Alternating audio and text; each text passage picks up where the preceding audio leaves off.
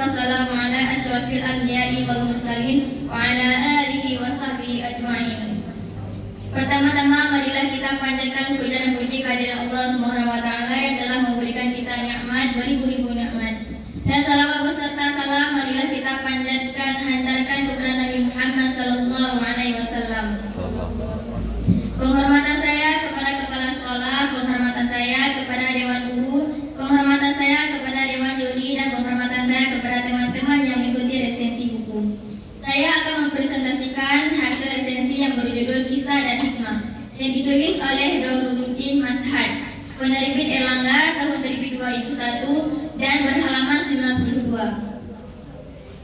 Sinopsis. Buku ini adalah buku santai dan serius. Buku ini bukan sembarangan buku. Isi di dalamnya adalah tentang kisah-kisah menarik yang cocok untuk menghabiskan waktu senggang, kapanpun dan dimanapun. Apalagi saat bulan Ramadan. Pas banget loh, karena pada saat bulan Ramadan kita harus merasakan lapar serta tenggorokan harus sabar menahan haus. Otak dan ruh batin kita tetap masih bersama, yaitu makanan rohani bergizi yang disajikan dalam buku ini. Buku ini juga terdapat tema-tema yang diangkat oleh penulisnya adalah tema-tema yang akan tetap relevan sepanjang sejarah kehidupan manusia. Tema-tema itu antara lain tentang ketauhidan, kejujuran, keadilan, kebenaran, dan kepemimpinan. Janganlah khawatir bahwa membaca buku ini akan membuat kepala teman-teman jadi pusing 7 keliling, oke? Bahkan siapa tahu yang mungkin akan terjadi adalah Anda sidang pembaca mendapat suatu pencerahan baru serta cara pandang baru atau minimal suatu penyegaran kembali atas cara pandang kita terhadap kehidupan setelah membaca kisah-kisah buku ini. Dalam buku ini mempunyai kelebihan, yaitu bahasa dan pengkalimatannya buku ini mengalir. Pilihan kata-katanya dikelola secara cerdas dan ringan. Satu lagi yang khas dari buku ini adalah adanya tawaran hikmah, intisari, intisak, renungan, dan ulasan penulis. Atau yang menarik dan mengandung banyak nasihat tentang kehidupan. Buku ini mampu mengajarkan arti ikhlas dalam menghadapi segala ujian dan cobaan yang Tuhan berikan kepada hambanya. Dengan demikian, pembaca dapat memperoleh wawasan baru dan pengalaman hidup yang berguna dari membaca buku ini. Teman-teman gak percaya? Coba dibaca, pasti banyak manfaatnya. Dan dalam buku ini terdapat kelemahan, yaitu alur cerita yang campuran, sehingga pada awal cerita pembaca dapat bingung dan kesulitan memahaminya. Selain itu, ada beberapa bahasa yang sulit dipahami, sehingga membaca buku ini dapat kurang menyenangkan dan membingungkan.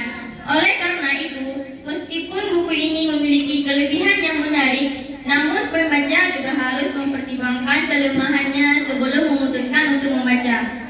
Jika pembaca memiliki ketertarikan khusus terhadap tema yang diangkat dalam buku ini, pembaca dapat mencoba membaca dan mengatasi kelemahan yang ada.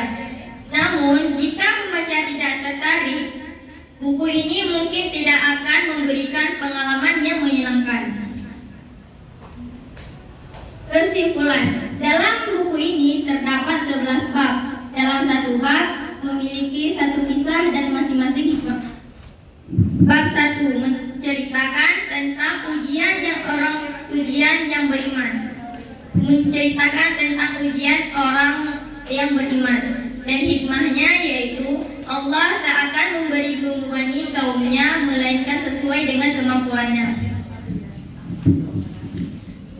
Bab 2 menceritakan senasib sepenanggungan. Dan hikmahnya adalah umat Islam satu dan yang lainnya ibarat satu bangunan, di mana yang satu bagian menguatkan bagian yang lain. Bab 3 menceritakan kedermawaan dan kekikiran. Hikmahnya kedermawaan menumbuhkan persaudaraan, sedangkan kekikiran dapat menimbulkan keirian dan kedengkian. Bab keempat menceritakan fanatisme golongan. Hikmahnya yaitu peperangan alam Islam bukan dilandasi dengan kebencian, tapi sebagai ulasan kelurusan. Bab kelima yaitu jangan terpedaya muka dua. Hikmahnya kaum munafik lebih berbahaya dibandingkan musuh yang benar-benar nyata. Jadi hati-hatilah terhadap orang yang hobi memuji-muji, dan setiap kali mendapat puji hendaklah ingat Allah, mengucapkan istighfar dan alhamdulillah. Bab ke-6 menceritakan iman mengalahkan ketakutan. Hikmahnya muslim sejati tak mencari mati, tapi juga tak takut mati, atau justru cerita pada kematian karena akan segera bertemu dengan Allah. Bab ke-7 adalah tak meremehkan hal sepele. Hikmahnya jangan meremehkan yang sederhana, sepele, kecil, yang kelihatan tak berharga. Allah dapat menghinakan atau mencabut kekuasaan dari sebab yang sepele, dan dapat mengambil kekayaan dari sesuatu yang sepele. Bab ke-8 mencermati makna di balik kata. Hikmahnya apa? Yaitu hati-hati bila bicara, karena lidah dapat lebih tajam dibanding mata pedang, dan sebaliknya bagi pendengar perlu pun berhati-hati dalam menangkap pola kata-kata, hendaknya tak buru-buru ditangkapi, tetapi perlu direnungkan, lantas baru diberi jawaban.